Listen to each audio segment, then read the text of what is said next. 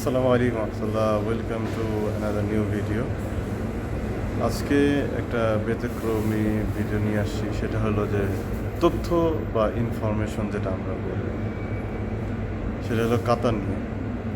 আমি অলরেডি আপনারা দেখতে পাবেন একটা মসজিদে বসে আছি। তো আমার যে প্রবাসী ভাই যারা আছে বা বাংলাদেশে যারা এখন বর্তমানে আছেন, যারা প্রবাসী ভবিষ্যতে হবেন, তাদের জন্য এই ভিডিওটা। দেখেন মানুষ কীভাবে কান্না করে, কাজ কাম নাই।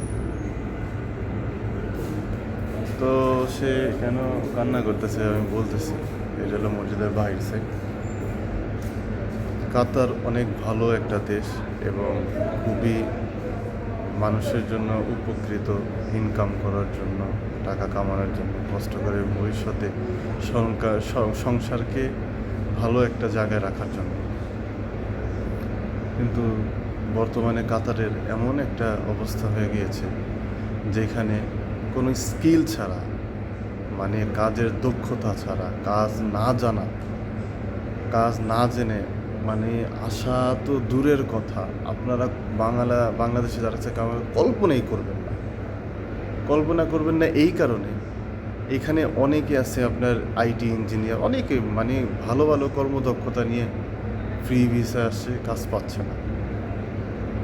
কাতারে আপনি আসতে পারেন যদি আপনি ইলেকট্রনিক্স আইটি ইঞ্জিনিয়ার বা ইলেকট্রিশিয়ান হন, তারপর আপনার প্লাম্বিং, তারপরে কার্পেন্টার, হ্যাঁ, মানে আপনার এই যে যোগালু, এইসবে যারা মনে করেন আপনার ওই বিল্ডিংয়ে কনস্ট্রাকশনের কাজে যারা ভালো দক্ষতা, হ্যাঁ, বা যারা মনে করেন এইগুলোর মধ্যে পারদর্শী, তাদের জন্য এখানে কোনো মানে কাজের অভাব নেই। আর যারা মনে করেন যে আপনার এইগুলো কাজ জানে না, যারা মনে করেন আপনার সফটওয়্যারের উপরে কাজ করে, টিকিটের উপরে কাজ করে, কম্পিউটারের উপরে কাজ করে, এদের জন্য কাজ অনেক কষ্ট, সেলসম্যানের জন্য কাজ কষ্ট।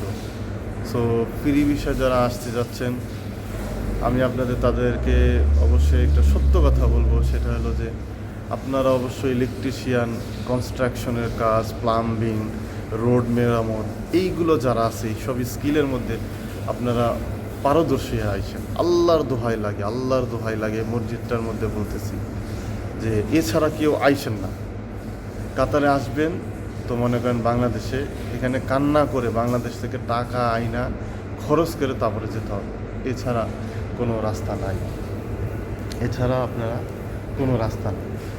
কাতারে আইসেন না, প্রথমত বলবো আসবেন না। আর দ্বিতীয়, যদি কাজের স্কিল জানেন তাহলে আসেন, বা কোনো কোম্পানির সাথে যদি চুক্তি করে কোম্পানির মাধ্যমে আসতে পারেন তাহলে আসবেন।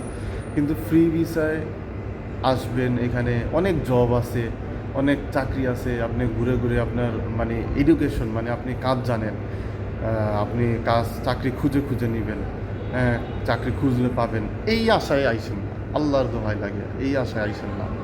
জানি না আমার কথাটা কেমন লাগবে না লাগবে, কিন্তু এই আশায় আইসেন না। এখানে মার্কেটিং পর্যায়ে, অফিসিয়াল পর্যায়ে চিন্তা নিয়ে ভুলও আইসেন না। টাকাগুলো লস, মানে টাকাগুলো পানিতে ফেলানো। থাকবেন এদিকে 300 রিয়াল আপনার রুম ভাড়া, 300 রিয়াল খানা, 600 রিয়াল বাংলাদেশে যে টাকা আসে প্রতি মাসে নিজের পকেট থেকে করতে হবে। আমার কাছে এরকম অনেক আছে যারা দেখতেছি কাজ পাচ্ছে না। তো কনস্ট্রাকশন, প্লাম্বিং, ইলেকট্রিশিয়ান, এগুলোর কাজ জানলে আপনারা আসেন, এগুলোর কাজ অভাব নাই, আপনারা প্রতিদিন কাজ পাবেন।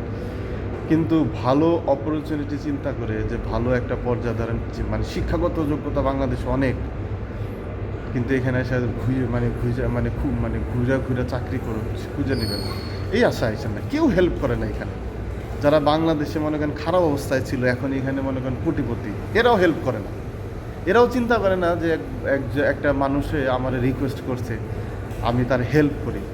ভুলেও না, এখানে মনুষ্যত্ব বলতে কোনো কিছু নাই। এইখানে কারো কোনো মনুষ্যত্ব নাই। তো অবশ্যই বুঝে শুনে অবশ্যই আসবেন কাতারে।